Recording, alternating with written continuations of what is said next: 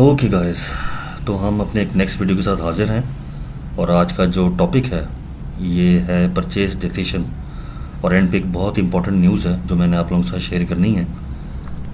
मुझे बहुत सारे दोस्तों ने, रिश्तेदारों ने और सब्सक्राइबर्स जो हमारे भाई लोग हैं, उन सब ने ये सवाल किया था कि जी आपने क्यों करके शार्प का जो है वो जेटेक इन्वर्टर एयर कंडीशनर परचेज़ किया, जबकि मार्केट के अंदर और बहुत सारे लोकल चाइनीज़ और इम्पोर्टेड एसीज भी आ रहे हैं। तो मैंने सोचा कि मैं इसके ऊपर एक वीडियो बना लेता हूँ, बजाय इसके कि मैं सबको जो है वो फ़र्दन बताऊँ, इंडिविजुअल बेसिस पे बताऊँ। तो मैंने कहा मैं एक वीडियो बना के सबके लिए बता देता हूँ। ये उन लोगों के लिए भी है जो बिल्कुल ही एसी में बिगनर्स हैं, जो पहली बार लेना चाह रहे हैं, जिनको कम ही नॉलेज है एसी के बारे में। ये उनके लिए भी है कि जो एसी इस्तेमाल कर रहे हैं ऑलरेडी काफ़ी सालों से और थोड़ा बहुत बेसिक नॉलेज रखते हैं। और ये उस थर्ड ग्रुप के लोगों के लिए भी है जिनके पास एडवांस नॉलेज भी है एसीज़ को लेकर। तो ये तकरीबन सबको जो है वो सब ग्रुप के जो लोग हैं, हर तरह के मेंटालिटी के, हर तरह के जो नॉलेज रखने वाले लोग हैं, उन सबको मैं टारगेट कर रहा हूँ। एक छोटा सा शॉर्ट सा वीडियो बना रहा हूँ, कोशिश करूँगा कि इसके अंदर सारे पॉइंट्स मैं अपने कवर कर लूँ। तो जिस तरह कि आप देख सकते हैं, जो स्क्रीन पे भी आपको आ रहा है कि जो हमारा टॉपिक है purchase decision Sharp 2 ton JTech inverter air conditioner को लेकर। ठीक है जी, तो स्टार्ट करते हैं अपने वीडियो को। देखें जी, सबसे पहले जो रिक्वायरमेंट आती है, कोई भी एसी ख़रीदना होता है किसी ने भी, तो एसी लेना की नीड एन एसी, एक एसी ख़रीदने की एक रिक्वायरमेंट सबसे पहले आपके जहन में आती है। नेक्स्ट आप लेते हैं, क्यों लेते हैं? क्योंकि आपको हमारे यहाँ पर जो पाकिस्तान में है, जो गर्मियों का सीज़न है ये 8 से 9 माह का होता है। आप तकरीबन कह लें कि जो जनवरी से लेकर आपके अगस्त सितंबर तक आपकी जो है ज़रूरत रहती है, या फरवरी से लेकर डिपेंडिंग ऑन द एरिया आप किस एरिया में हैं। तो अगर मैं कराची के हवाले से बात करूं तो यहाँ पर आप लगा लें कि फरवरी से लेके तो आपके सितंबर अक्टूबर तक आपको ज़रूरत रहती है। तो 8 से 9-10 माह तक आप कह लें ज़रूरत रहती है पाकिस्तान में एक एयर कंडीशनर की, ताकि गर्मियाँ ठंडी हो सके। क्यों करके ज़रूरत होती है जी? आपको कूल ब्रीज़ यानी कि आपको ठंडी हवा चाहिए होती है। सेकंड, अगर आप देखें तो जी आजकल की जो रिक्वायरमेंट है कि ठंडी हवा के साथ अगर एनर्जी एफिशिएंसी भी आपको मिल जाए, क्योंकि आपको पता है कि हमारे यहाँ पर जो बिलों का हिसाब जा रहा है आजकल, बिल कितने ज़्यादा जो है वो इंक्रीज़ हो रहे हैं, दिन ब दिन जो है वो यूनिट प्राइस बढ़ती जा रही है, क्योंकि फ्यूल प्राइसेस कंट्रोल में नहीं है, हुकूमतें चेंज होती हैं, हर लिहाज से जो है वो जो मिडिल क्लास है, बल्कि हर क्लास के जो लोग हैं उन सबको फ़र्क पड़ता है। तो आजकल जो है, पहले तो नहीं ये सोचती, लेकिन आजकल की ये सोच है कि जी आप एयर कंडीशनर लें जो ठंडी हवा भी दे और एनर्जी एफिशिएंट भी हो। ठीक है जी। इसमें जो थर्ड पॉइंट आता है जब आप एसी खरीदने जाते हैं कि जी ठंडी हवा भी दे, एनर्जी एफिशिएंसी भी हो, और ये कि उसकी हमें कोई कंपनी वारंटी भी मिले। ठीक है, वो वारंटी जो है वो आपको लोकली आप क्लेम कर सकें। उसके बाद आप क्या लेते हैं जी? ठंडी हवा, एनर्जी एफिशिएंसी, वारंटी और रिपेयर्स। खुदा न खासा अगर रिपेयर्स का मामला आ जाए, जो आप एसी परचेज़ कर रहे हैं, तो उसकी रिपेयर जो है सर्विसेज आपको यहाँ पाकिस्तान में मिल जाए। ठीक है, तो इन सब पॉइंट्स को आप मद्देनज़र रखते हुए आप एसी परचेज़ करने का सोचते हैं। नेक्स्ट जो पॉइंट आप लोग सोचते हैं, हम सब सोचते हैं, वो ये है कि हमें कितने टन का चाहिए, 1 टन का चाहिए, 1.5 टन का चाहिए या 2 टन का चाहिए। अब ये चीज़ डिपेंड करती है आपके रूम साइज़ के ऊपर कि रूम साइज़ आपका क्या है। ठीक है, तो इसके ऊपर जो है वो आपको काफ़ी गूगल के ऊपर भी आपको जो है वो हेल्प मिल जाएगी कि रूम साइज़ कितना होना चाहिए। ठीक है, जैसे आप ये लिखेंगे room size for air conditioner, तो यहाँ आपके सामने एक आ जाएगा कि अब ये जो BTU उन्होंने दिए हुए हैं आप ये देख सकते हैं, 12,000 BTU यानी कि 1 टन का है। ठीक है, 18,000 BTU जो है ये आपका बनता है 1.5 टन का। तो ये उसके हिसाब से उन्होंने स्क्वायर फुट के हिसाब से दिए हुए हैं कि आप यहाँ से आप अपने तौर पे भी इसको सर्च कर सकते हैं। अब आ जाते हैं नेक्स्ट आपका पॉइंट जो है, जो नॉर्मली दिया जाता है 1 टन का एसी जो है, अगर मैं यहाँ पाकिस्तान के हिसाब से बताऊँ तो आपका जो है वो जो छोटा रूम होता है, जो 10 बाय 10 से छोटा रूम होगा, वहाँ पर आप 1 टन लगा सकते हैं। 10 बाय 10 से ऊपर का रूम हो जाए, 10 बाय 12, 10 बाय 14, 10 बाय 18 तक, 16-18 तक, तो वहाँ पर आप 1.5 टन लगा सकते हैं। इससे ऊपर का रूम है तो आप 2 टन का एसी जो है वो यूज़ कर सकते हैं। उसके बाद आ जाता है आप देखते हैं एसी के अंदर, जो कि आजकल बड़ा ख़ास तौर पे यंग जनरेशन इस चीज़ को बहुत मॉनिटर करती है, इस चीज़ को बड़ा नज़र में रखती है, कंसिडर करती है पॉइंट को कि वो कूल ओनली होना चाहिए या हीट एंड कूल वेरिएंट होना चाहिए। ठीक है, ये 2 टाइप्स आ रही हैं आजकल कि सर्दियों में भी आपके पास जो है वो हीटिंग की ऑप्शन मौजूद हो। अगर आप मेरे ही कुछ आप प्रेफरेंस लें तो मुझे हीटिंग की ऑप्शन की ज़रूरत नहीं है, बिकॉज मैं जो है वैसे तो मेरा होम टाउन लाहौर है, लेकिन मैं कराची में ज़्यादातर रहता हूँ। कराची में हीटिंग की रिक्वायरमेंट इतनी ज़्यादा होती नहीं है, और एट टाइम्स बीच में कुछ 15-20 दिन की सिर्फ सर्दियाँ आती हैं, तो उसमें भी जो है वो आपके पास हीटर्स मौजूद हैं। आप हीटर्स की जो है वो मदद से आप ले सकते हैं, क्योंकि जो मशीन इटसेल्फ है, जो एयर कंडीशनर मशीन है, इसकी जो हीटिंग है कुछ ज़्यादा होती है, और हमारे यहाँ रिक्वायर्ड नहीं है। सच पाकिस्तान के जो क्लाइमेट है उसमें रिक्वायरमेंट नहीं बनती। तो कूल ओनली जो है, मेरे ख्याल से जो कूल ओनली वेरिएंट है ये बेटर रहेगा, क्योंकि हमें एसी जो है अगर नॉर्मली देखा जाए तो सिर्फ ठंडी करने वाली मशीन ही कंसिडर की जाती है।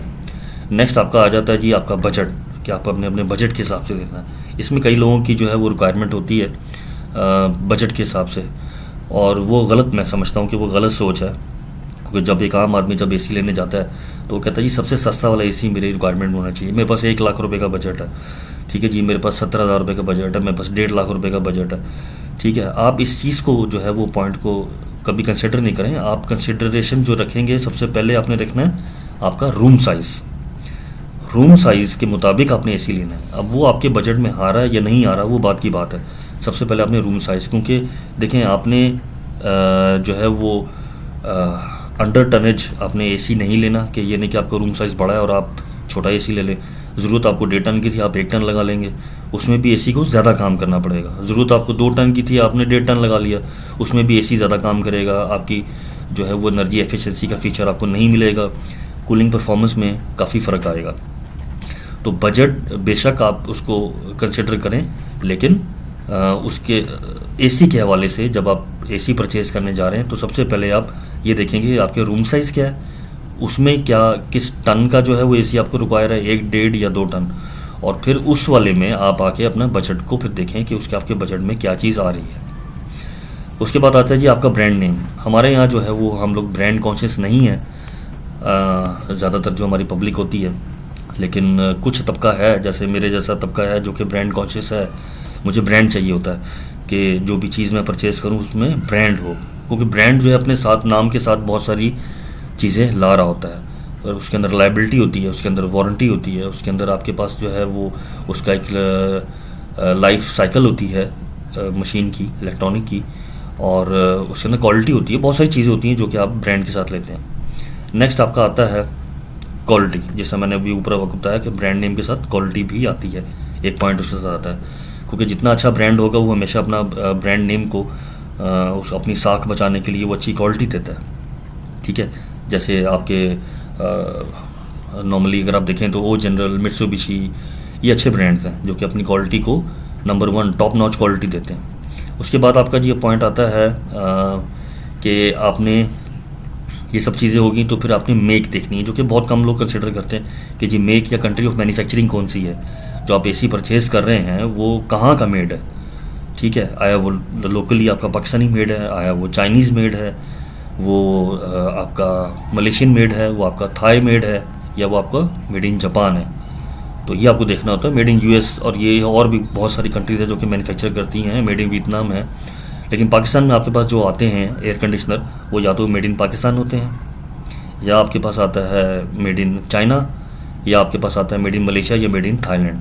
ये 4 कंट्रीज़ ऐसी आपके पास आ रहे हैं। मेड इन जापान अब नहीं आता, तो मैं अभी के वक्त के मुताबिक और पाकिस्तान के हिसाब से ही आपको बताऊँगा। उसके बाद आती है ये जी रिलायबिलिटी बहुत इंपॉर्टेंट पॉइंट है, जैसा क्वालिटी है। जब आप एसी परचेज़ करते हैं तो उस ब्रांड का, जिसका ब्रांड का आप ले रहे हैं, वो मॉडल वो कितना रिलायबल है, क्योंकि यहाँ पर हम लोग ने हर रोज़ तो चेंज करना नहीं है कि आप ये कहेंगे कि एसी आपने ले लिया दूसरे तीसरे महीने या 1 सीज़न या 2 सीज़न के बाद आप फिर दोबारा चेंज कर लेंगे। हमारी तो कोशिश होती है कि हमने अगर एक इन्वेस्टमेंट लगाई है, 1, 1.5, 2 लाख रुपए की इन्वेस्टमेंट लगाई है, तो कम से कम वो 4-5 सीज़न चले। तो रिलायबिलिटी एक बहुत इंपॉर्टेंट फैक्टर है, जिस तरह क्वालिटी है वैसे रिलायबिलिटी भी है। उसके बाद आती है जी पावर एफिशिएंसी, ठीक है। ये जैसा मैंने ऊपर भी आपको शो किया कि जब आप मशीन परचेज़ करने जाएंगे एयर कंडीशनर, तो पावर एफिशिएंसी बहुत सारे लोग कंसिडर करते हैं, और ये अच्छी बात है, क्योंकि जहां आपके 2 पैसे आज के ज़माने में बचते हैं आप बिल्कुल उनको बचाएं। तो पावर एफिशिएंसी बहुत इंपॉर्टेंट फैक्टर है, और एयर कंडीशनर मैन्युफैक्चरर्स भी इस चीज़ का इस चीज़ को जो है वो कंसिडर करते हुए अपने प्रोडक्ट्स को इस वक्त बना रहे हैं। उनकी मार्केटिंग भी अगर आप देखें तो कई कंपनीज हैं जो अगर अपनी मार्केटिंग कर रही हैं कि जी हमारी जो मशीन है वो ठंडा भी करेगी, वो कूलिंग भी आपको देगी और पावर एफिशिएंट भी है। नेक्स्ट आते हैं कि जी जब एसी परचेज करते हैं तो जैसे मैंने बताया था कि मेक और मैन्युफैक्चरिंग कहाँ की है, तो उसके हिसाब से फिर कई लोग होते हैं जो कि सोचते हैं कि जी हम लोकल लें या इम्पोर्टेड लें। ठीक है, अब लोकल और इम्पोर्टेड में क्या फ़र्क है? लोकल जैसे कि वर्डिंग आप समझ रहे हैं कि जो यहाँ पाकिस्तान मेड होता है, और इम्पोर्टेड जो कि इंपोर्ट कराते हैं। इंपोर्ट में भी दो किस्म के आपके यूनिट्स आते हैं, एक हम चाइना ले लेते हैं, मेड इन चाइना, ठीक है, चाइनीज़ प्रोडक्ट्स, और अदर देन चाइना जो है वो बाकी इंपोर्टेड आ जाते हैं। और पाकिस्तान में कौन से इंपोर्टेड है ये भी अभी हम देखते हैं। अब ऑप्शंस क्या हैं आपके पास जी? लोकल मैन्युफैक्चर्ड एसी या जो चाइनीज़ है। लेकिन लोकल के अंदर जो मेरी इन्फॉर्मेशन है उसमें एनवीरो आ रहा है आपके पास लोकल, जो कि लाहौर बेस्ड है। ठीक है, और कई कंपनीज हैं जैसे ग्री है, इन्होंने लाहौर में अपनी मैन्युफैक्चरिंग लगाई हुई है। हायर की है, ये लाहौर में इनकी है। पेल है, ये जो है वो लोकल बेस्ड आपकी कंपनी है। ओरिएंट है आपकी। शैंगोंग जो है, ये शैंगोंग और चेक ये दोनों एक ही ब्रांड है। ठीक है, दोनों सिस्टर कंपनीज हैं, और ये इन दोनों की भी मैन्युफैक्चरिंग प्लांट अब पाकिस्तान में जो है लग गए हैं। हाइसेंस के जो एसी हैं वो यहाँ पर बन रहे हैं। इसके अलावा TCL है, TCL चाइनीज़ ब्रांड है। लेकिन इसमें क्या है, ये डॉलर्स आपका जो है ये भी लोकली मैन्युफैक्चर्ड है। ठीक है, अब ये लोकल और चाइनीज़ सारे ये मिक्स हैं, क्योंकि इसके अंदर क्या होता है कि इनके जो है ज़्यादातर जो पार्ट्स हैं वो सारे आपके जो है वो चाइना से ही इंपोर्ट हो रहे हैं। पाकिस्तान में नहीं, बॉडी नहीं इनकी बन रही, बहुत कम है जिसमें कोई बॉडी बन रही हो। असेंबलिंग ज़्यादातर इनकी यहाँ पाकिस्तान में हो रही है, पार्ट्स इनके चाइना से आ रहे हैं। तो इसलिए ये लोकल या चाइनीज़ दोनों का मिक्सचर है, जिसके अंदर आपके डॉलर्स है, हायर है, ग्री है, पेल है, ओरिएंट है। ये कई नाम तो आपने सुने होंगे, चैंगोंग है, फिर आपका ये शिक है, हाइसेंस है, एनवीरो है, बहुत सारे नाम है आपको, TCL, बहुत सारे नाम हैं जो कि आपके पास लोकल और चाइनीज़ के अंदर आए थे। ये ऑप्शंस हैं आपके पास। ठीक है जी, नेक्स्ट आपके पास आई थी ये ऑप्शंस इंपोर्टेड जो यूनिट जो पाकिस्तान के अंदर आते हैं। वैसे तो बहुत सारी कंपनीज हैं, बहुत सारे मॉडल्स होते हैं, लेकिन पाकिस्तान में बैड लकली बहुत कम जो है इसका स्टॉक आता है। अब तो वैसे ही खैर इंपोर्ट बैन है, और पहले जो है वो ड्यूटी टैक्सेस बहुत ज़्यादा हाई थे, तो जिसकी वजह से इंपोर्ट काफ़ी कम थी। क्योंकि जब ये यूनिट्स इंपोर्ट कराते हैं कोई, या तो कोई इंडिविजुअल बिजनेसमैन को इंपोर्ट कराता है, तो या कोई कंपनी इंपोर्ट कराती है, तो उनको टैक्सेस बहुत ज़्यादा हाई पे करने पड़ते हैं, उसकी वजह से प्राइजेस बहुत हाई हो जाती हैं। तो इस तरफ जो है वो लोग कम जाते हैं, हालांकि इंपोर्टेड ज़्यादा रिलायबल है। मैं ये समझता हूँ कि ज़्यादा रिलायबल है एज़ कम्पेयर टू लोकल या चाइनीज़। अब ऑप्शंस क्या हैं हमारे पास जो जो आपके पास इंपोर्टेड है पाकिस्तान में इस वक्त? तो ये कुछ नाम हैं जो कि आपके पास आते हैं, जिसमें से आपके पास जो है वो ओ जनरल है, मित्सुबिशी है, ठीक है, नाम आपको पता होंगे, पैनासोनिक है, LG है, सैमसंग है, शार्प है, तोशिबा है, हिटाची है, डाइकिन है। ये वो कुछ नाम हैं जो कि आपने सुने होंगे, आप मार्केट में लोगों से सुने होंगे, टीवी पे मार्केटिंग देखी होगी, रोड्स पे आपने इनके जो हैं वो कुछ प्ले कार्ड्स वगैरह, कुछ बैनर्स वगैरह देखे होंगे। ये वो इम्पोर्टेड एसीज़ हैं जो कि आपके पाकिस्तान में इस वक्त अवेलेबल हैं। 2022 की मैं बात कर रहा हूँ। ठीक है, इसमें भी ओ जनरल जो है ये आपको पता है बहुत ही हैफ्टी प्राइस है इसकी, बहुत हाई प्राइस का होता है, क्योंकि जैपनीज़ कंपनी है। मित्सुबिशी जैपनीज़ कंपनी है, पैनासोनिक जैपनीज़ है, उसके अलावा शार्प आपकी जैपनीज़ है, तोशिबा आपकी जैपनीज़ है, हिटाची जैपनीज़ है, डाइकिन जैपनीज़ है। तो जैपनीज़ आपके पास जो फर्म्स हैं वो आपकी हो गई 1 2 3 4 5 6 7 जैपनीज़ हैं। इसमें से एक जो है आपके पास LG और सैमसंग, ये कोरियन मेड है, ये कोरियन है, ये कोरियन मैन्युफैक्चरर्स हैं। ठीक है, तो ये इंपोर्टेड एसी हैं जो आपके पास पाकिस्तान में इस वक्त मौजूद है। और मेरी इतला के मुताबिक इस वक्त मित्सुबिशी जो है, मित्सुबिशी ख़ास तौर पे मैं इसकी बात कर रहा हूँ, ये वाइप आउट हुआ है, मार्केट से नहीं मिल रहा। जो इंपोर्टेड यूनिट्स हैं इसके नहीं मिल रहे। ये भी थाईलैंड से इंपोर्ट होता है इसके जो पार्ट्स हैं, और इसकी असेंबलिंग सारी यहाँ पर जो है आपके पाकिस्तान के अंदर आपकी जो ओरिएंट वाले हैं वो आपकी इसकी असेंबलिंग कर रहे हैं। पैनासोनिक जो है इसके भी इंपोर्टेड यूनिट्स आते हैं और लोकली भी आपको मिल जाता है। ठीक है, लोकली जो असेंबल्ड है वो भी यूनिट्स आपको मिलते हैं। इसके जो पार्ट्स हैं वो चाइना से आ रहे हैं, और जो इंपोर्टेड है वो भी चाइनीज़ मेड ही है, लेकिन दोनों में फ़र्क है, इंपोर्टेड और लोकली पैनासोनिक के अंदर फ़र्क है। इसको जो है वो पेल वाले आपके जो है वो इसको यहाँ पर पैनासोनिक से पार्ट्स मंगवा के चाइना से तो यहाँ पर असेंबल करके दे रहे हैं। LG जो है, LG भी आपके पास इंपोर्टेड है और लोकल भी है। दोनों एसीज़ मौजूद हैं। ये लाहौर के अंदर नगीना इलेक्ट्रॉनिक्स है जिन्होंने इसको इंपोर्ट कराया हुआ है, और इसके भी यूनिट्स हैं। ये आपके पास जो इस वक्त पाकिस्तान में आ रहा है इंपोर्टेड के अंदर, पहले मेड इन थाईलैंड आते थे एलजी के यूनिट्स, उसके बाद मेड इन कोरिया हुए, और अब मेड इन चाइना जो आ रहा है आपके पास। लेकिन जो इम्पोर्टेड एलजी है वो महंगा भी है और उसकी क्वालिटी में भी फ़र्क है एज़ कम्पेयर टू जो कि पाकिस्तान में एलजी आपका लोकल आपको मिल रहा है।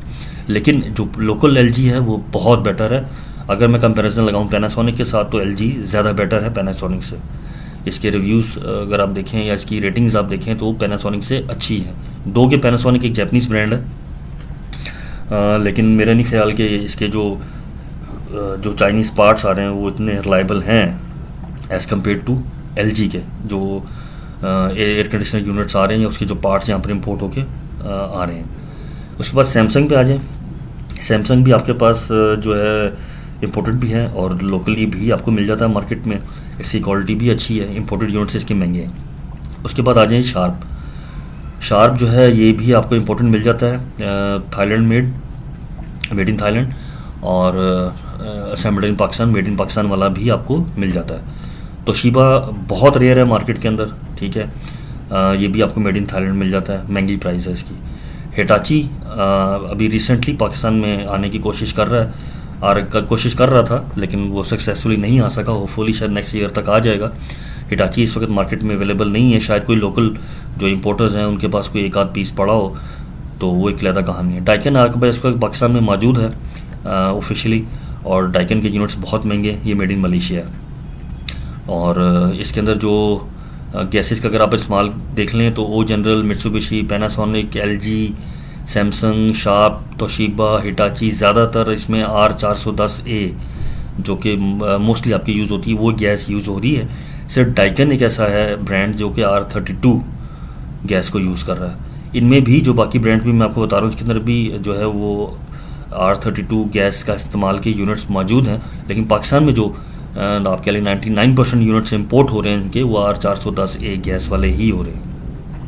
अब आ जाए जी जो इंपोर्ट होते हैं मेड इन जापान, मैंने आपको बताया मेड इन जापान वाले यूनिट्स आपको नहीं मिलते, मार्केट के अंदर से वाइप आउट हैं टोटली, क्योंकि जापान मैन्युफैक्चरिंग ही बहुत कम कर रहा है। अब आप समझ लें कि एयर कंडीशनर के लिए वो जहाँ पहले एक ज़माने में 100% मैन्युफैक्चरिंग करता था, अब उसकी मैन्युफैक्चरिंग कट होके तकरीबन 10% पे आ गई, ठीक है। फैक्ट के मुताबिक से 10% मैन्युफैक्चरिंग वो इस वक्त कर रहा है, और वो जो भी 10% मैन्युफैक्चरिंग करता है वो अपने जापान के अंदर ही उसके जो यूनिट्स हैं वो सेल आउट हो जाते हैं, इससे बाहर नहीं वो कर रहा। लेकिन जो वही मेड इन जापान की आप कह लें कि जो क्वालिटी स्टैंडर्ड्स हैं उसको अब जो एक्वायर किया है वो थाईलैंड ने किया है। जो मेड और असेंबल्ड इन थाईलैंड है ये एग्जैक्टली वही क्वालिटी है जो कि मेड इन जापान है, एग्जैक्टली 100% वही क्वालिटी है, ठीक है। तो ये आपके पास जो मेड और असेंबल्ड इन थाईलैंड है ये मित्सुबिशी है, शार्प है, एलजी है, तोशिबा है और हिटाची है। हिटाची के भी कुछ बहुत लिमिटेड यूनिट्स VRF सिस्टम्स हैं जो कि हाई एंड सिस्टम्स होते हैं, और मल्टी स्प्लिट वाले जो होते हैं सिर्फ वही आपके पास मेड इन थाईलैंड या मेड इन जापान भी आपको मिल जाएंगे। हिटाची की मैं बात करूँ, मेड इन जापान आपको VRF पुराने सिस्टम्स मिलेंगे जो अभी मिल रहे हैं पाकिस्तान के अंदर, बहुत लिमिटेड है, वो मेड इन थाईलैंड आपको मिल जाएंगे। लेकिन जो हिटाची की जो स्प्लिट यूनिट है जो रेजिडेंशियल एयर कंडीशनर्स हैं, बहुत लिमिटेड क्वालिटी में, बहुत लिमिटेड कोशिश की जा रही है कि इसको अगले साल तक ले आया जाए यहाँ पाकिस्तान में, तो इसकी प्राइस भी बहुत हैवी होगी, हाई प्राइस होंगी, और ये मेड इन मलेशिया मिलेगा। जैसे आपके पास डाइकन है मेड इन मलेशिया वैसे ही। उसके बाद आ जाएँ जी आपके पास मेड और असेंबल्ड इन मलेशिया, ये आपके पास पैनासोनिक के यूनिट्स कुछ आते हैं, उस पर डाइकन के कुछ आते हैं, तोशिबा है और हिटाची है, ठीक है। ये कुछ ब्रांड्स हैं जो कि आपके पास मेड इन मलेशिया आपके पास आ जाते हैं। अब जनाब ये सारी जो मैं आपको बात कर रहा हूँ, देखें मेड इन जापान इसको आप नंबर 1 पे ले सकते हैं, मेड इन थाईलैंड आप इसको सेकंड नंबर पे ले सकते हैं मैन्युफैक्चरर को, कि जो कंट्री ऑफ मैन्युफैक्चरिंग है।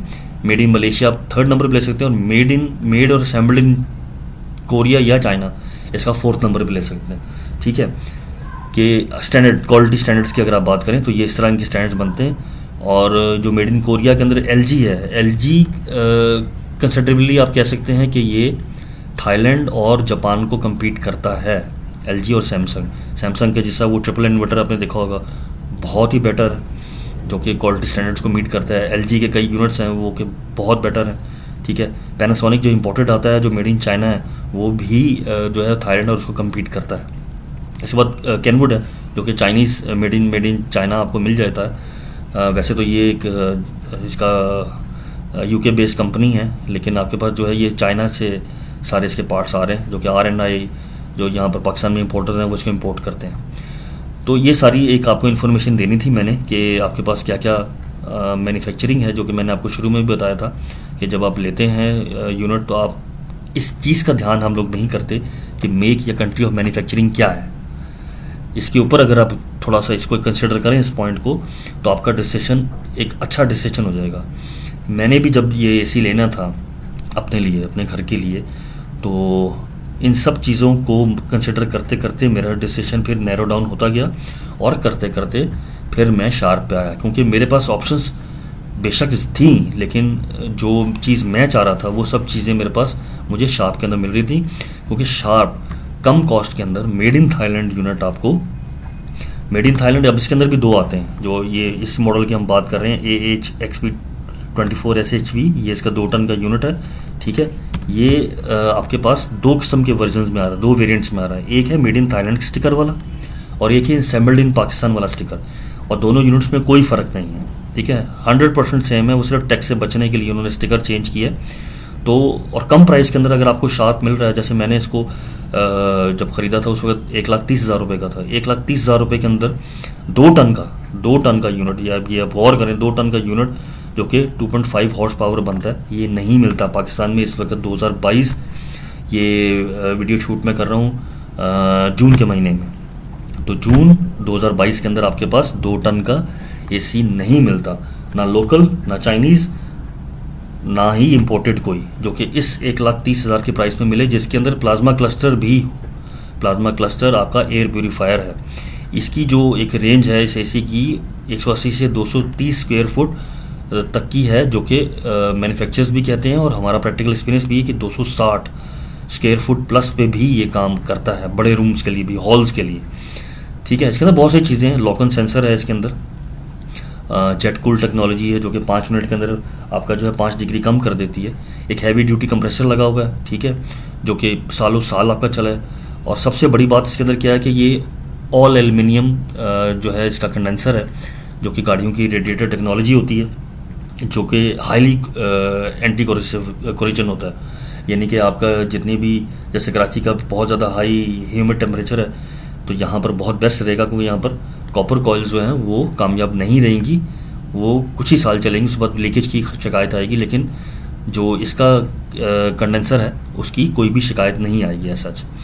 अब जैसे मैंने आपको बताया कि कैपेसिटी इसकी 2 टन है, ये मैन्युफैक्चरर कहता है जी 60% एनर्जी सेविंग है, जबकि मेरा अपना प्रैक्टिकल एक्सपीरियंसेस, मैंने और भी वीडियोस बनाए हैं, आपने देखे होंगे, इसकी जो सेविंग है 75% तक इसकी एनर्जी सेविंग हो रही है।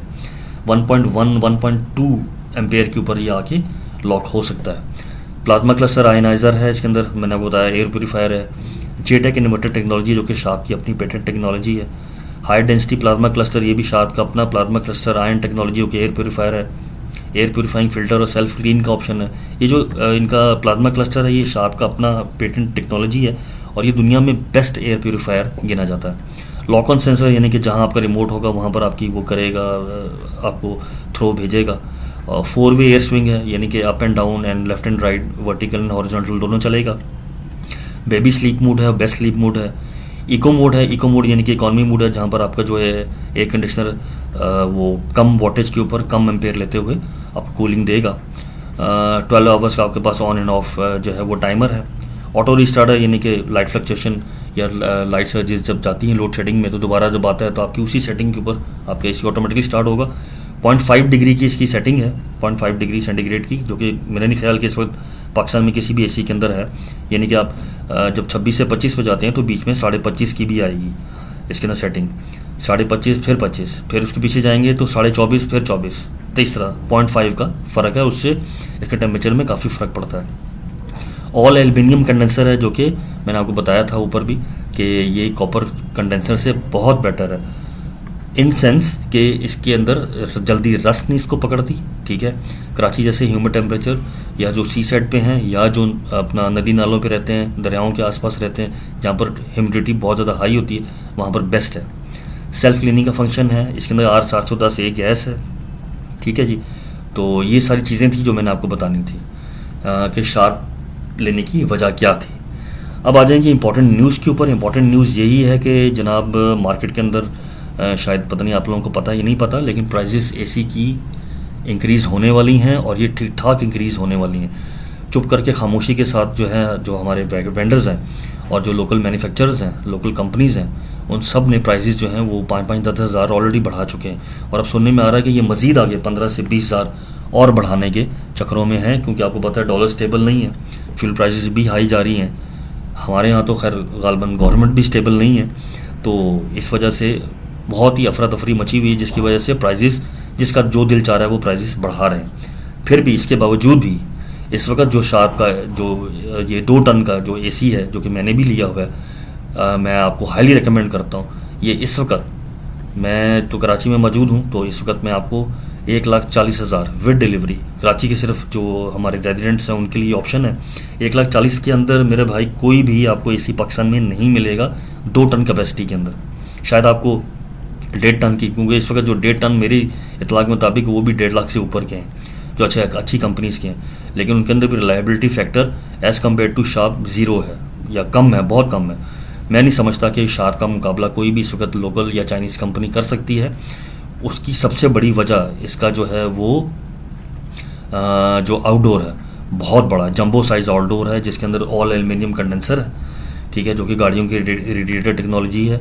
और मैंने बताया उसकी वजह से इसकी जो पावर एफिशिएंसी है वो बहुत बेटर है। तो किसी भी भाई को अगर कराची में चाहिए हो तो 1,40 फिट डिलीवरी है शार्प का 2 टन का जेटेक इन्वर्टर, तो वो मुझसे व्हाट्सएप के ऊपर मेरे नंबर के ऊपर रब्ता कर सकता है।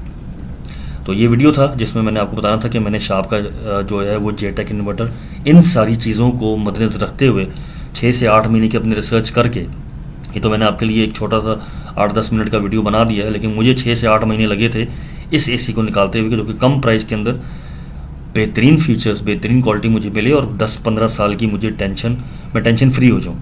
तो यही एक वाहिद एसी था जो कि मुझे टेंशन फ्री कर सकता है, क्योंकि 1 एम्पेयर, 1.5 एम्पेयर, मैक्स 2 एम्पेयर, ये मैं समझता हूँ कि एक कंडीशनर कंपनी के लिए, एक मैन्युफैक्चरर के लिए बहुत बड़ी अचीवमेंट है कि इतना कम एम्पेयर के ऊपर लेकर आ जाए अपने एसी को, जबकि कूलिंग ज़बरदस्त कूलिंग करे। तो ये अब आप लोग भी इस चीज़ के ऊपर, मेरे वीडियोस बनाने का मकसद ये था कि आप लोग भी इस चीज़ को जो है वो कंसिडर करें, अपने लिए एक अच्छी मशीन लेकर आएँ। उन चीज़ों में से निकलेंगे जी हमने वही डॉलर्स लेना है, हमने वही हायर लेना है, हमने वो ग्रीन लेना है, सबकी क्वालिटीज़ मेरे भाई गिर गई हैं, सबकी क्वालिटीज़ गिर गई। कोई कॉपर नहीं आ रहा इस वक्त, और कॉपर दे भी रहे हैं तो वो 3rd ग्रेड क्वालिटी का कॉपर दे रहे हैं, जो कि या तो एक ही सीज़न चल के लीक हो जाते हैं, गैस लीकेज हो रही हैं, प्रॉब्लम्स आ रहे हैं, फेसबुक भरा पड़ा हुआ है इश्यूज़ के ऊपर, जो फोरम्स हैं ये भरा पड़ा हुआ है ये चाइनीज़ और लोकल को लेकर। आप अपना पैसा जो है बर्बाद कर रहे हैं। ये इम्पोर्टेड एसी लें आप, ठीक है, मेड इन थाईलैंड है, असेंबल्ड इन पाकिस्तान है, लेकिन ज़बरदस्त मशीन है, 1000 दर्जे बेहतर है, ठीक है, और एफिशिएंसी बेहतरीन है।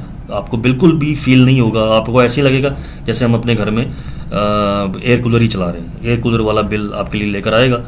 जैसे मेरा जो बिल है, मैंने शो भी किया था, शायद देखा हो, जो पहले महीने का था बिल वो 1700 कुछ का था आया मेरा, और जो दूसरे माह का मेरा बिल आया था वो भी कुछ इस तरह का था, 5,000 या 3,000 कुछ का आया था, ठीक है। तो ये सारी चीज़ें जिसको आपने मद्देनज़र रखना होता है, आपने इन चीज़ों को देख कर तो अपने लिए एक अच्छी मशीन लेकर आए, ठीक है। तो ये एक शॉर्ट सा वीडियो था जो मैंने आप लोगों के साथ बनाना था, शॉर्ट तो नहीं, खतरनाक लॉन्ग हो गया, लेकिन ये कि आप लोगों की रहनुमाई के लिए मैं वीडियो बनाना चाह रहा था, ताकि आप लोगों के लिए एक बेटर आप डिसीजन ले सकें अपने लिए। कोई भी अगर शार्प नहीं भी आपने लेना, तो मेरा मशवरा आपको यही है कि कोई भी इम्पोर्टेड एसी उठा लें, ठीक है, लेकिन लोकल और चाइनीज़ से अपनी जान बचाएँ। और इसमें तो 2 पैसे, मैं ये भी नहीं कह रहा कि 2 पैसे और मिला लें आप, ठीक है, ये बहुत ही रीज़नेबल प्राइस है। अगर आप देखें 1,40,000 विद डिलीवरी, ये कराची के कस्टमर्स के लिए, और लाहौर में भी आपको 1,40 का मिल जाएगा आपको, तो ये बेहतरीन है, बेहतरीन ऑप्शन है मेरे ख्याल से, ठीक है। चलें, अपना बहुत सारा ख्याल रखिएगा जी।